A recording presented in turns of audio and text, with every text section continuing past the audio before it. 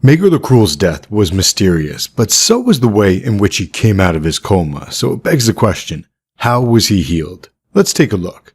In case you forgot or didn't know, here's the background as to how Maegor went into a coma.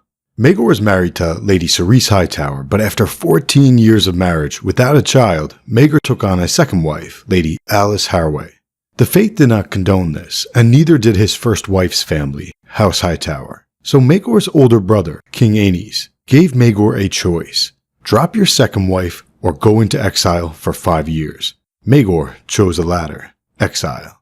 Maegor flew to Pentos on back of Balerion with his second wife and the Valyrian steel sword, Blackfire. During this time, Maegor presumably met a woman who would later be known as Tyanna of the Tower or Tyanna of Pentos. Meanwhile, back in Westeros, the Faith rose against King Aenys, and within a year, Aenys died on Dragonstone. Aenys had several children, but less than an hour after he died, Aenys' aunt Visenya flew to Pentos on Vhagar and returned to Dragonstone with her son Maegor on Balerion. Maegor was crowned, then he flew over to King's Landing and challenged the Faith.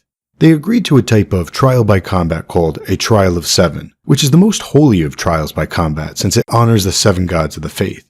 Everyone died during that Trial of Seven, except for Maegor. But even he did not come out unscathed. Maegor had received a terrible blow to his head.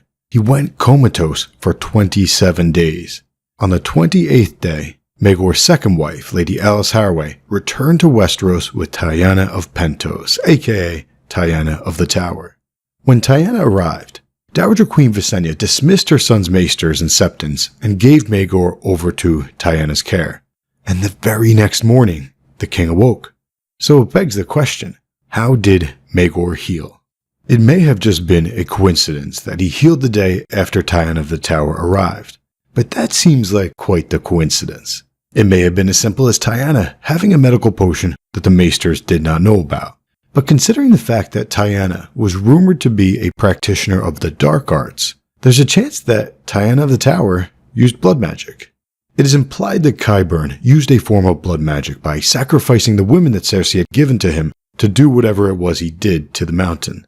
Mir Maz-Dur attempted to heal Khal Drogo by sacrificing Dany's unborn child Rhaego. Of course, that didn't work. Rhaego's life fire accidentally transferred over into one of the dragon eggs. But the point is, Miri believed that she could heal Khal Drogo with blood magic. And of course, we'd be remiss not to mention the Elder Brother on the Quiet Isle. The Elder Brother has supposedly restored many a man to health that even the maesters could not cure, and many a woman too.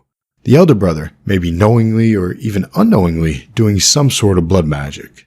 Since Tyanna of the Tower was rumored to be a sorceress, and since Maegor the Cruel miraculously arose with the sun after a 28-day coma the morning after Tyanna of the Tower arrived at King's Landing, it's reasonable to assume that Tyanna of the Tower healed Maegor with blood magic, so what did she do, or rather, who did she sacrifice?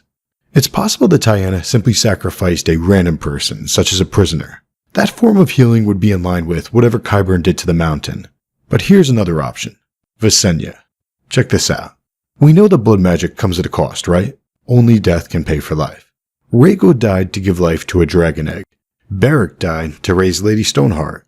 And Thoros and Stannis both had partial deaths to raise Beric and create 2 Stannis shadows respectively.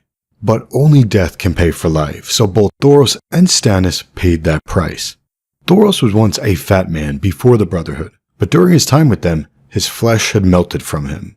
Similarly, Stannis appeared to have aged 10 years when Davos saw him after the Battle of the Blackwater. Stannis had dropped 2 stone or more of weight. That's around 30 pounds, a significant decrease in size.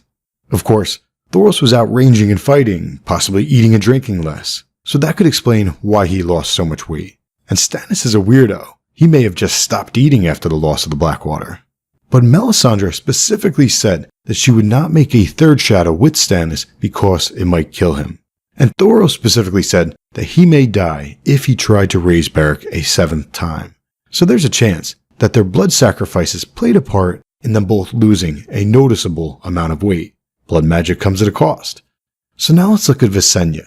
Visenya was 70 when Maegor fell into a coma. She died just 2 years later at 72 on Dragonstone. It's worth noting, George R. R. Martin pointed out that Visenya had grown thin and haggard, the flesh melting from her bones. That verbiage is very similar to what Thoros said to Sandor, quote, "A year in the wild will melt the flesh off a man."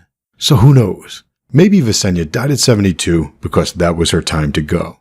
But there's also the chance that Tyanna of the Tower shortened Visenya's life by using some of Visenya's life fire to heal Maegor. Maybe, maybe not. But it's food for thought. All we know for sure is that it is very strange that Maegor came out of a 28-day coma the very morning after Tyanna of the Tower arrived to King's Landing.